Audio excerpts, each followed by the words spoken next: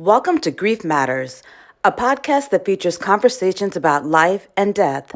Hosted by Lorri Opitz, Director of Bereavement at the Joseph T. Quinlan Bereavement Center, no subject is off limits and no topic is taboo.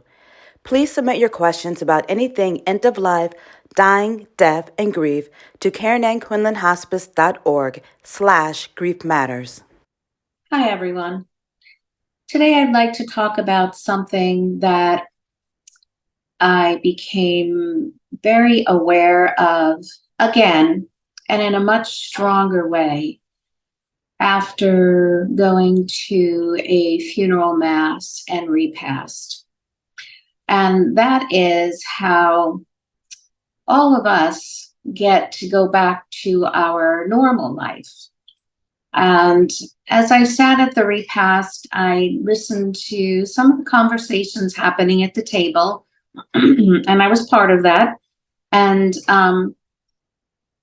everyone was just talking about their life and what was coming up and what had just happened, what they were looking forward to, and talking about their normal that they still have, the normal that they get to go home to.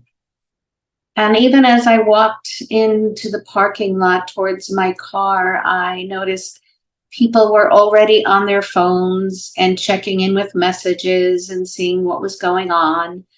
And there's nothing wrong with that. That's what we have. We have our normal. We have to go back to our home and our job and our family. And it is normal and it is okay. It's just that sometimes we take that for granted, that we can just walk out and return to our normal. And when we get home, everything is as it was left. Our dog comes running up to us. Our cat probably doesn't come running up to us unless you have a really nice cat. The clothes and the dishes are right where we left them, and it feels the same. It smells the same. You sense that it's the same as when you left that morning. And I invite us to take a minute to stop and appreciate the fact that we do have that. And we don't know when the day will come when we won't have that. Nothing is guaranteed. And as with this family, this was an unexpected death, and there was no warning. So maybe breathe in a little bit of, I am blessed. I am lucky on this very day that I still have everything as is my normal. And for the people who suffer a tragedy or a significant loss, when they go home, it doesn't feel the same. You don't sense that it's the same. Their cup is sitting there in the sink, but they're not here. The dinners that you might have had planned no longer will happen. The dreams, the hopes, the expectations, the futuristic thinking and ideas of how you will spend the next years has just been eliminated.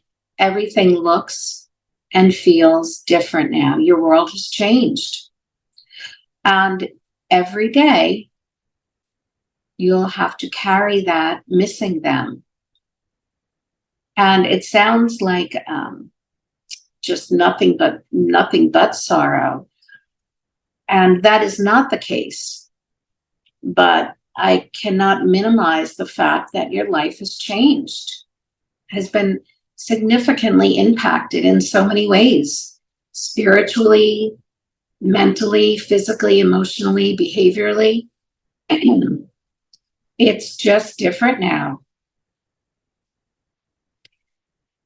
And if you're lucky, you will have good faith, friends, family, supports, coping skills in place to help you carry and to create meaning and pleasure again as you figure out a new normal. But for today, I just ask us to think about appreciating, for those of us who have it, appreciating our normal and going the extra mile and doing a random act of kindness, whether that be through a prayer or a meal or any other way you can think of, to extend yourself to anyone you know who has lost their normal. As always, I thank you for listening, because grief matters. If you would like more information on any grief or bereavement issues, including options for counseling, please feel free to call us at the Joseph T. Quinlan Bereavement Center at 973-948-2283, or you can contact us online at copewithgrief.org.